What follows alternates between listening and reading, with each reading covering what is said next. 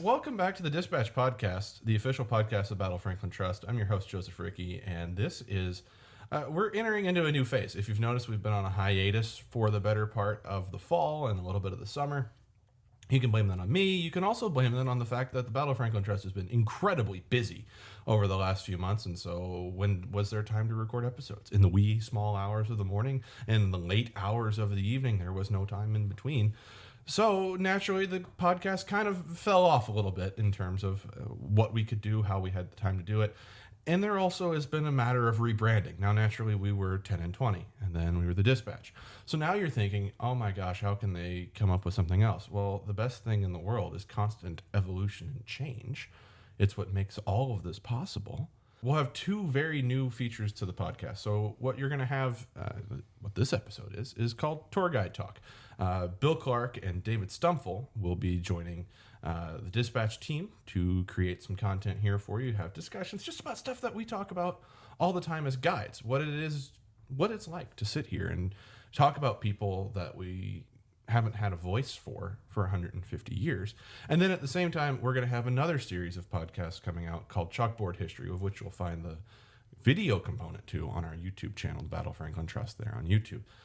We'll also be throwing out some bonus episodes here and there, primary accounts, individual stories, things of that nature. But I think it's important for us to know that the Dispatch is back, and I think maybe better than ever. I don't know. Bill, welcome to the show. Unfortunately, David is traveling. Actually, no, fortunately, David's traveling. He's in India. He's having the time of his life. I believe he got there before all the planes got grounded. So I think he left just by the skin of his teeth. So, I mean, isn't that just the sheer David Stumfel luck to just be walking through the airport? Absolutely is. Get on the plane, take off, and then all of the other planes are grounded. Looking around, oh, there's not a single plane in the sky except us. Yep, that is just perfect for David. It is poetic justice. It is fantastic. And if you've ever met David, or if you've never met David, just know that everything we've said so far, entirely accurate. David will be joining us. His kind of background, more political, more social. I think, Bill, what are you going to bring to the show? I think we're going to find out. I think that's the best way. We're just going to find out. We're going to roll darts at the wall, right? Yep, just throwing darts, see where they land. I like that. Naturally, I think people that have listened to the show, you'll have heard me talk about politics. You'll have heard me talk about military aspects of the war, some of the cultural and social shifts. And while we're going to talk about serious subjects, I think sometimes history podcasts have a tendency to get boring because it's Jacob Cox was born on October the 28th in 1928, and he was a really nice guy, and he was a good general. And then you fall asleep, and you're on the middle of the interstate. You're getting ready to try and make that switch from 65 to 440, and you just drive off the off-ramp because you've fallen asleep at the wheel again. Or you're like me, and you're like, you know what, this is just incredibly boring. I'm going to go back to my death metal. I'm going to put on some tomb mold. Yeah. So, I don't know if you can put some tomb mold on right now over me. A little bit of silence with just some tomb mold going.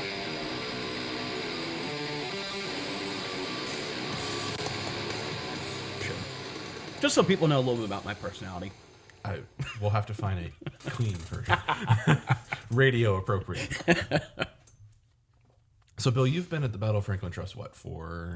February is going to be my 3-year anniversary with the Battle of Franklin Trust. 3 years. So 3 years. And good 3 years. Yeah, good 3 years. Started as a just tour guide, given tours at Carnton and Carter House, and then have worked my way up to director of guest engagement. So I handle everything from online tickets to tours to the gift shop to social media to the website. So if you are listening to this podcast, we're going to be talking about Jacob Cox. We have Citizen General, which is a biography. Perfect time to plug a book. Yes, perfect time by Jacob. It is written by Eugene Schmiel about the life of Jacob Cox. So after you listen to this podcast, order that book. There's going to be a discount code. It's going to be Dispatch, and you're going to get $2 shipping if you're interested in picking up that book. We also have his memoirs, too. Yes, Jacob Cox, the monograph from the Battle of Franklin Trust, which is his account of the Battle of Franklin from his mind to the paper. It is his entire description of the battle, which is a fantastic read if you're a battle geek who wants to know everything there is to know. When he said that, he was talking directly to me, who has 2 copies of it, one that's annotated and the other one that just is a perfectly pure, blank, clean slate. Of course you do. Why am I not surprised? Would it be any shock that I have a picture of Jacob Cox and a first edition of the monograph sitting next to each other on a desk at home? No, not at all. Actually, our coworker Braxy, who does all the YouTube videos. So if you've ever seen anything that Battle of Franklin Trust, the magazine, she puts that together. She does all the videos. She's got a giant portrait of Jacob Cox hanging in her office. So then there must be some natural gravitation towards Jacob Cox, aside from the fact that he's just another person that we talk here. Because if that's the case, well, I mean, I have a little statuette of, a little bust of John Bell Hood on my desk, and I've got a little bust of John Schofield at home. I would like to mention that I share an office with Joseph, and his desk is essentially full of Civil War And Batman. Civil War and Batman figures, where mine is just full of clone troopers from Star Wars. So 10-year-old you is very happy. yes, we have an incredibly nerdy The office. 10-year-old me is very happy too. You mean to tell me that you've got Superman next to Jacob Cox and George Wagner and Emerson Opdyke? My God. Yeah, and I think our mutual love for Star Wars makes sense because we also love the Civil War, and Star Wars is just a galactic civil war. So they just go hand in hand. If you heard that, listener, we just gave context to the 1970s greatest popular culture sensation, Star Wars. You're welcome. And we might just do a Star Wars Civil War podcast episode connecting the two. Once Davey gets back, absolutely. So what is it about Jacob Cox then? Because if so many people, have his picture up in the office, have a monograph, have his picture with the monograph, talk about him on tour at Carter House, it seems like ad nauseum sometimes. The joke's been made. Nobody likes to talk about Jacob Cox as much as the two of us. Yep. So what is it about Jacob Cox? I think what I like to tell people is he's very much a Renaissance man, where he's not just a general, but he wore so many different hats. So he's a theologian. He went to school to be a minister. Mm-hmm. He is a abolitionist. He ends up being a general. He ends up being the Secretary of the Interior during the Grant administration. There's talks of him running for president. He becomes a scientist with microbiology stuff. It's too microscopy. Yeah, microscopy. It's too intelligent for me to understand. It's a big word. It is. It is a very big word. I like 3-syllable words at best. All that is really is just understanding how microscopes work, which is insane. How do you just come now, having used microscopes in high school and to do dissections and look at amoebas and stuff? I had no. God, that probably would have made it a lot more interesting to know that a Civil War general kind of pioneered the study of that. I think you're the only one that would make it more interesting. I think everybody else would just be like, oh, okay, and move on. I don't know. It feels like, looking through something that he figured out. It's not like he invented the microscope, but he figured out how to use it for scientific study and came up with a bunch of the terminology for it. I don't know. I guess maybe I would have appreciated it more knowing that it had that, because to me, it was just science. Yeah. So to have that connection, and that's sometimes all you have to do is make a connection. And I think Jacob Cox is one of those people that helps us identify with somebody, because he, like you said, he's done everything. Yeah. He's a theologian, so he's deeply, deeply religious, pious, one might even say. I don't know if it's the same scale as a guy like Oliver Otis Howard, the Christian general, like they call him, or on the other side, sometimes a religious extremist like Stonewall Jackson. Yeah. I think really Cox just kind of rides the middle. He's a very extraordinarily ordinary person. Yeah, and I think that's part of what makes him so special, especially when the Battle of Franklin is full of these almost bigger than life characters. He's an everyday guy. The everyman. But no, okay. All right. So he's an everyday guy. He's ordinary. He is still, though. And I think that's one of the things, too, is when I was researching for the book, when I was researching just on the battle in general, one of the things that became so clearly apparent to me was that the focus had always been on those bigger and larger than life people. It had always been on the John Bell Hoods of the world. Oh, he was this awful person. Oh, he was this great general. And he was this awful, terrible general who didn't know what he was doing. And it was Nathan Bedford Forrest, the great cavalier, but pay no mind to the whole Klan thing, slave trader thing before the war. We just look over that. Just push that aside. Put that under the rug. Put that under the hood. Oh, that was good. Thank you. That was very good. And then there's the Claiborne, and of course the great argument behind Claiborne is he's the Stonewall of the West, the great division commander. And as somebody that gives battlefield tours, and as somebody that has looked at this battle from so many different angles, there comes a time some days where I just don't want to talk about Patrick Claiborne.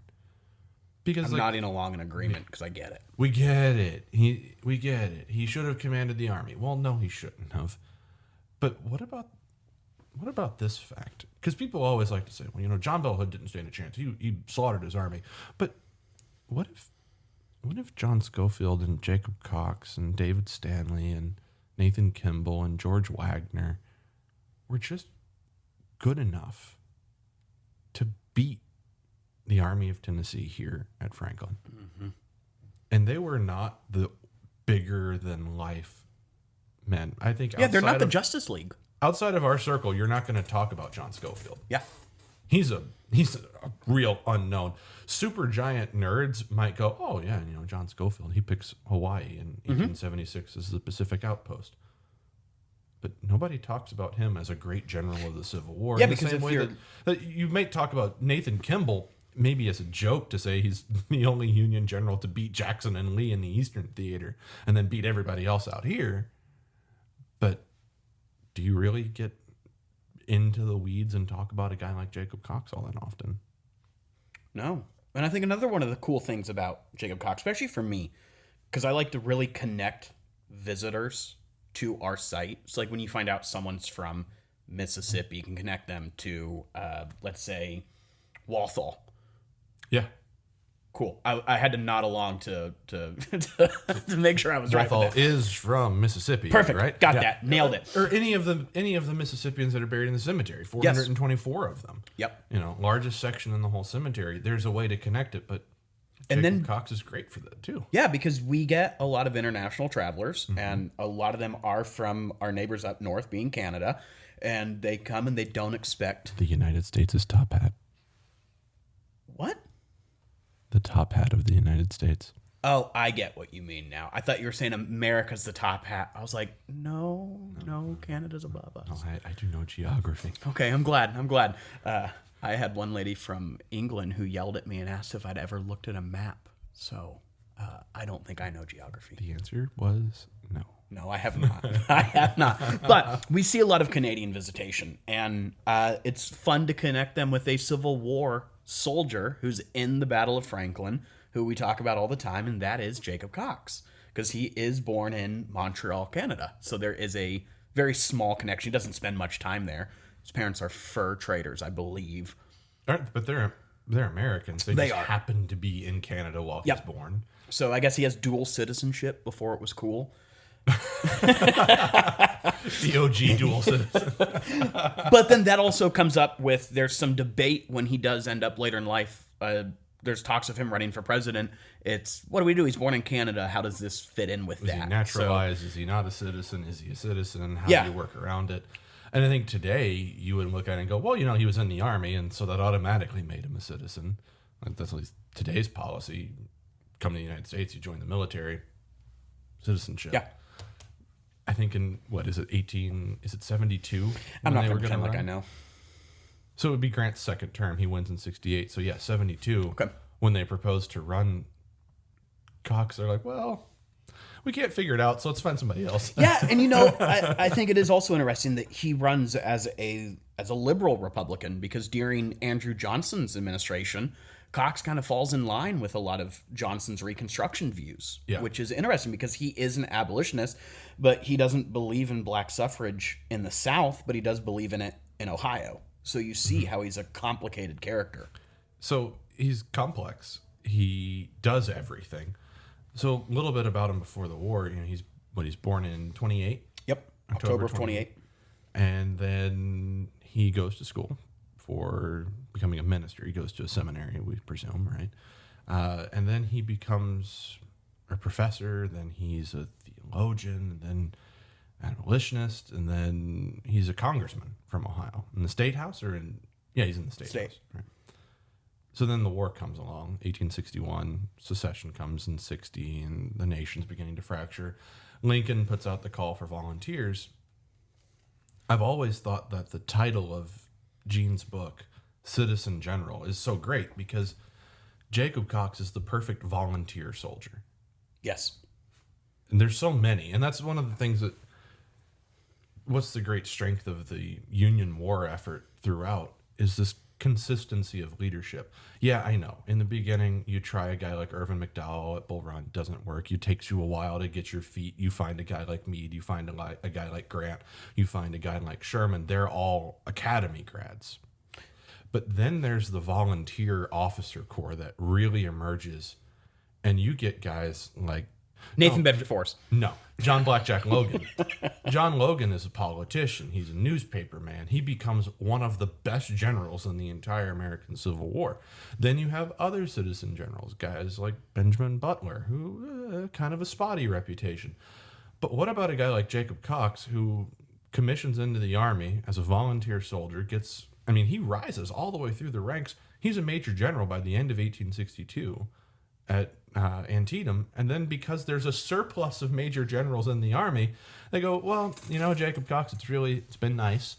But we don't really need that service right now. You can go back to being a brigadier general, and they revert his rank back. But this is when he goes home, and he fights in the Eastern Theater, which I think is one of the things that sets him aside from a bunch of the people that fight here, aside from Thomas Ruger and Nathan Kimball. Is that Cox fights in the East. He fights against all the big names. He fights with Lee, and then he's at Antietam. And giant Civil War junkie, you go to all the battlefields out east and you learn about places like Burnside's Bridge at Antietam. It's not Burnside's Bridge. It should be called Jacob Cox's Bridge because he's in command of the 9th Corps of the Army of the Potomac. Burnside's overseeing the rest of the Army, or that wing, and then Cox is in direct command. Then after that, he's kind of reverted back to brigadier general, and Burnside and Cox both go back to Ohio with this mindset, build another Army Corps. And the 23rd Corps of the Army of the Ohio is built by those two men, really. Burnside then ships out east to go to Knoxville, and then Cox is left there. He takes command of a division, and who shows up but John Schofield? And he's in command of the Army of the Ohio now. And together, Schofield and Cox will fight through the Atlanta campaign. Cox actually probably shows off a little bit. Yeah, I agree. I think he's significantly better in terms of being a tactical commander. For a guy that never went to school, never learned how to be a soldier, he learns very quickly. And he's very good at it. And he's adaptable. Yep. It's one of his great gifts is that Schofield, I won't say that he's inflexible, but I'll say that when he has a plan, he does not want to divert from the plan.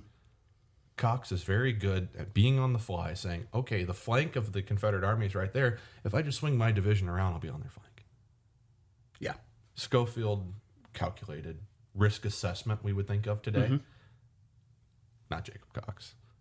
Not to the extent that Schofield is. So he comes out of the Atlanta campaign. And Cox he's also not reckless. Like when you think of that, you think of outflanking them, you think of being reckless in it, but he's very strategic in what he is attempting. And then he comes out of the Atlanta campaign, I would think, smelling like roses. Schofield goes back north. He's on I would argue, a political mission. Yep. Cox gets command of the Corps for the time being. And it's actually Sherman that goes to Jacob Cox and starts to talk about this idea of taking the Army south, out of Atlanta down to down to Savannah. And also, Sherman hated politicians, but he respects Jacob Cox. Which is so strange because he does not like John Logan, but he understands that Logan's one of his best corps commanders. But then when it comes time to take the Army south, he sends Logan out of the Army. He gets him away because what's a politician do? They stop, they give speeches, they talk to newspaper writers. So he's afraid that as he's moving from Atlanta to Savannah, there's going to be Logan with an entire press corps. Well, today we marched right through south of Atlanta, and now we're marching through the farms and sell that to the good friends and folks back home. Sherman doesn't want that. He wants to move in secrecy. So you get rid of the politicians. So it's really fascinating that he almost kind of puts his little arm around Cox. He's my friend. He's doing okay. And if you can't tell, because there's no visual aid for this, I have my arm around my imaginary friend Jacob Cox. Let my laughter know the joke is landing. Perfect. And sometimes they don't.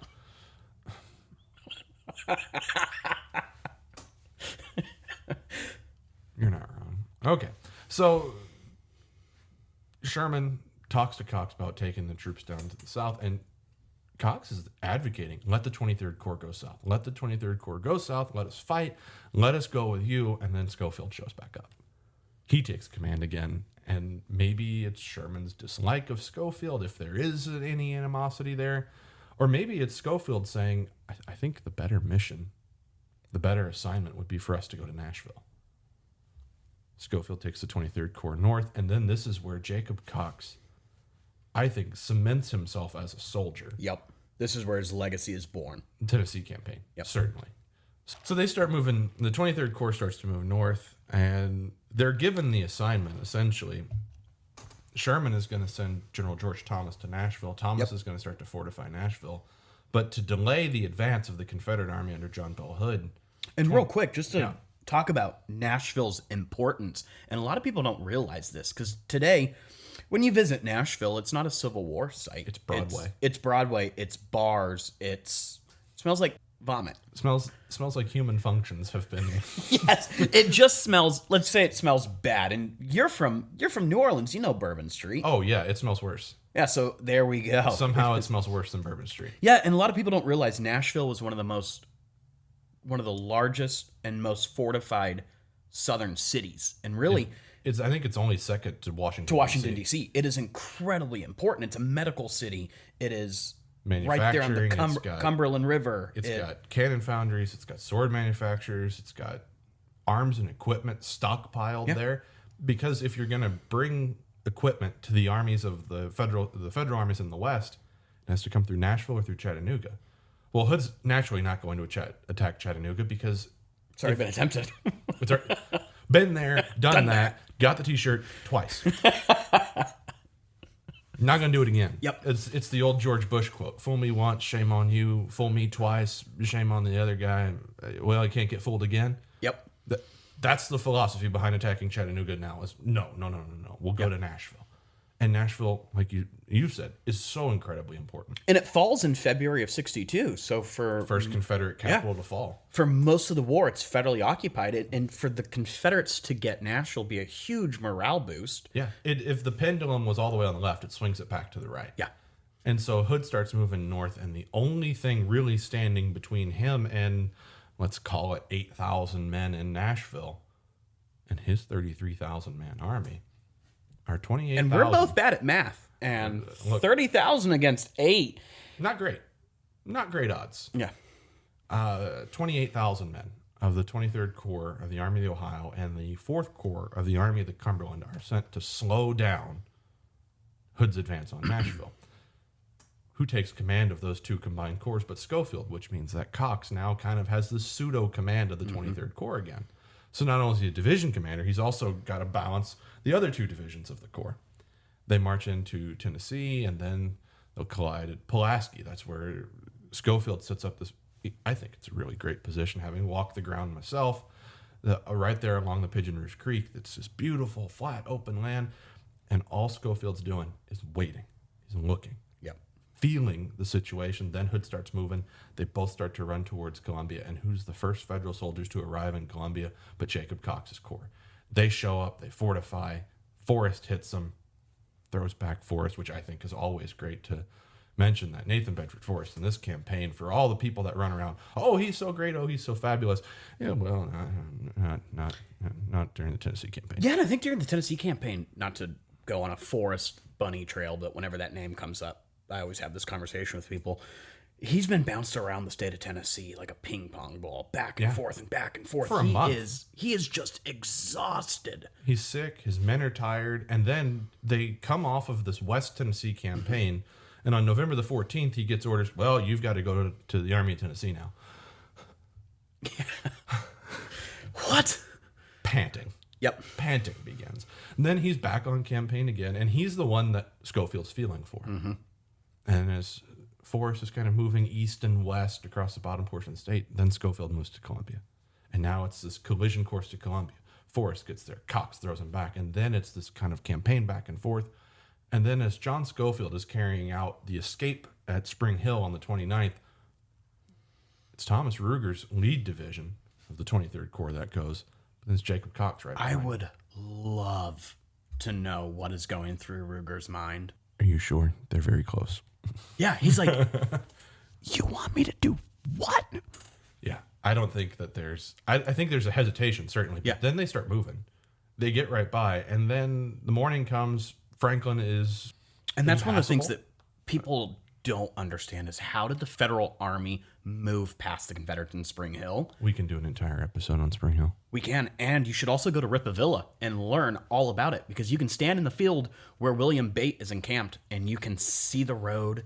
You have a sick obsession with William Bate. I know. Yeah. I know. I just had to work him into a Cox episode. You get the two together. Now we have to do a George Wagner episode.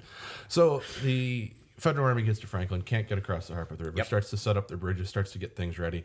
And Schofield's going to oversee the bridge crossing, which means he leaves the defense of the town to Jacob Cox, and we all know how that turns out. Jacob Cox constructs this perimeter on the south edge of town, brilliantly places artillery, puts the men in all the right spots. Battle goes on. Cox, And the whole time, they're just buying time, right? Yeah. Because they don't think the Confederates are going to show up. They're going to be gone by 6 o'clock. Yep. And then the fight comes. Jacob Cox's headquarters is at the Carter House. Visit the Carter House. And then they get to Nashville successfully. Confederate Army is defeated here at Franklin. Then they pursue them onto Nashville. It's here, though, that Jacob Cox cements himself as one of the great volunteer soldiers. His defense of Franklin is brilliant. There's that great account where he's riding back and forth on the line. The lead's flying, the shells are exploding, and his horse just kind of locks up, freezes up, spooks.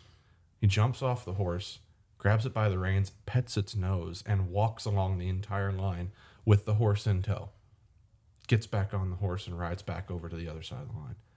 Just that kind of what's Shelby Foote said in the Civil War series by Ken Burns, that Ulysses S. Grant had the 4 a.m. courage. Mm-hmm. So did Jacob Cox. Yeah. Absolutely. And then he manages then to facilitate the escape of the Federal Army across the Harpeth. They get to Nashville. And then the war really drags on until April. He goes back home, though, early, before the campaigns are really over.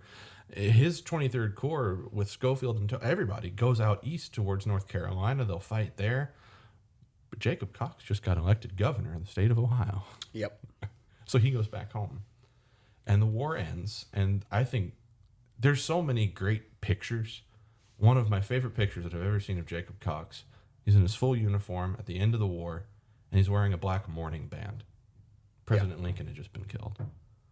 And from that point forward, Cox emerges then in the post-war period as this advocate of Reconstruction, this advocate of as you said earlier, Johnson's administration's terms on Reconstruction. But then Johnson's out in 1868, Grant wins, and Jacob Cox is selected? Appointed? Yeah, he's appointed Secretary of the Interior, and he just takes that position like that. He accepts it immediately from Grant and ends up working quite a bit with Native American people and the expansion into the West, and he's doing a lot of work with that. So, to pitch another book, if you're looking for something to understand the Native American Wars that lasted about 4 decades, The Earth is Weeping is a great book on the Native American Wars. And once again, if you use promo code DISPATCH, you get $2 shipping on that, and it talks about Jacob Cox in it. I think this is a great place to take a break, and we'll come back to Jacob Cox in his final years. Available now in the Battle of Franklin Trust bookstore, James McPherson's The War That Forged a Nation, Why the Civil War Still Matters. Drawing upon a lifetime of engagement with the Civil War, James McPherson considers why the conflict remains so deeply embedded within our national consciousness. Racial inequality and the legacy of slavery, the conflict between North and South, debates over state sovereignty and the role of government in social change. These issues, McPherson shows, are salient and controversial today as they were more than a century and a half ago. As debates continue about whether to remove monuments to the Confederacy, symbols of white supremacy to some, to others memorials to a proud heritage, it has become clear that the scars left by the war may never disappear. This illuminating volume offers a succinct summation of the Civil War, its causes, and its enduring effects. James McPherson is the Professor Emeritus of United States History at Princeton University. He is the author of many books on the Civil War, including Battle Cry of Freedom, which was awarded the Pulitzer Prize for History. McPherson's book and so many more are available at store.boft.org, and if you use the promo code DISPATCH, you'll receive $2 flat rate shipping.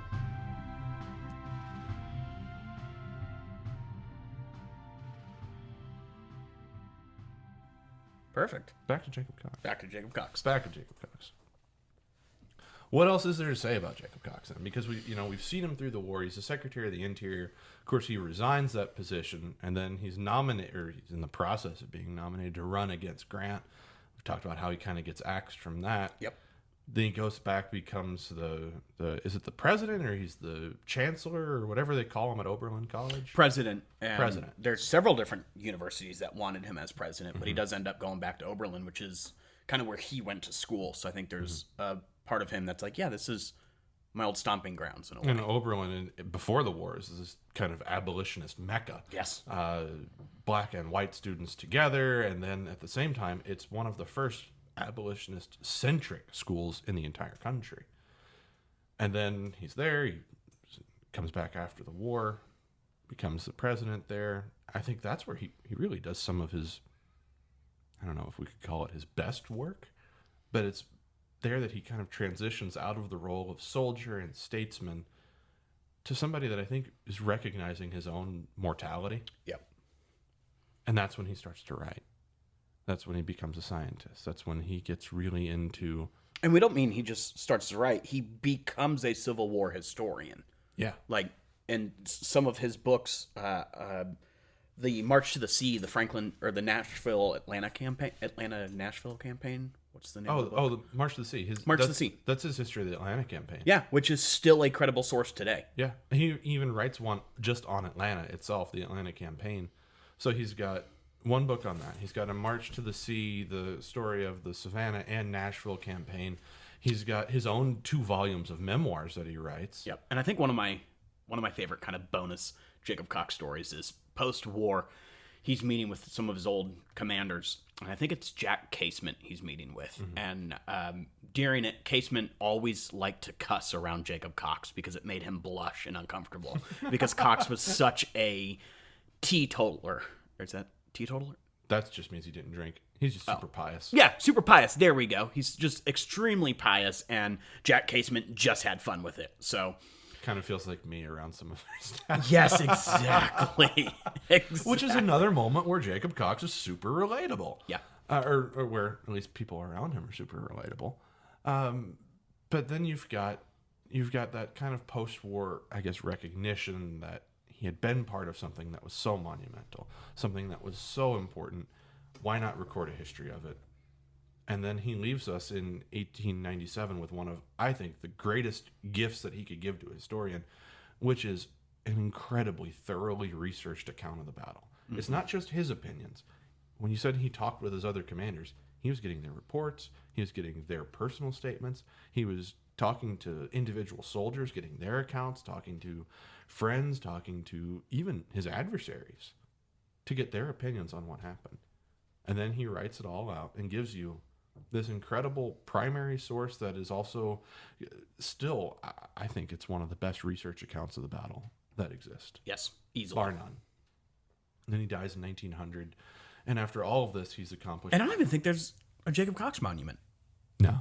Maybe in Ohio. Yeah. There's like a governor, or maybe there's his portrait hanging somewhere. Yeah. But I don't think that there's a statue to him anywhere.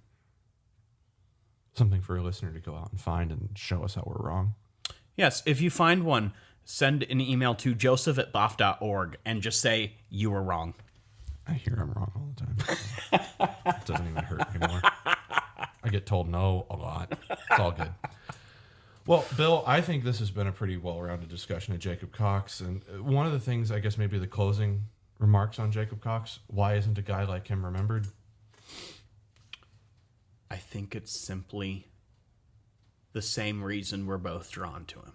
He's ordinary. Just too ordinary He's to be just memorable. too ordinary. He doesn't have that godlike complex. He doesn't look like the Stonewall Jackson Superman statue. Yeah, that's fair. He's just normal, and I think that's what is so special about him. In the Civil War, there are so many bigger than life figures. Like we've already talked about in this podcast, but Forrest, Grant, Sherman, Phil Sheridan, Stonewall Jackson.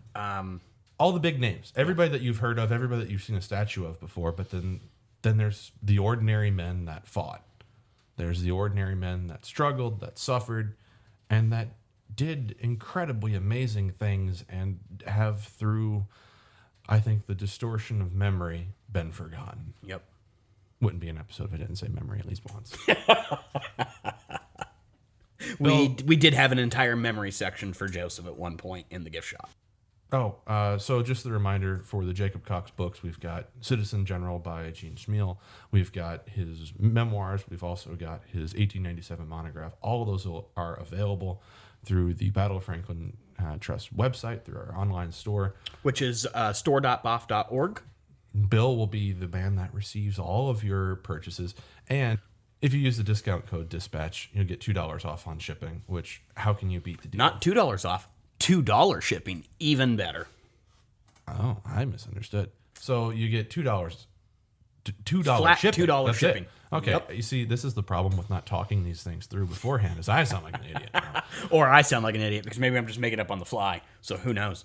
So use the discount code DISPATCH, and you get $2 shipping on it. If you buy all 4 books, $2 shipping. $2 shipping. It doesn't get better than that. It does not. Thanks for listening, folks. We'll catch you next time. Have a good one.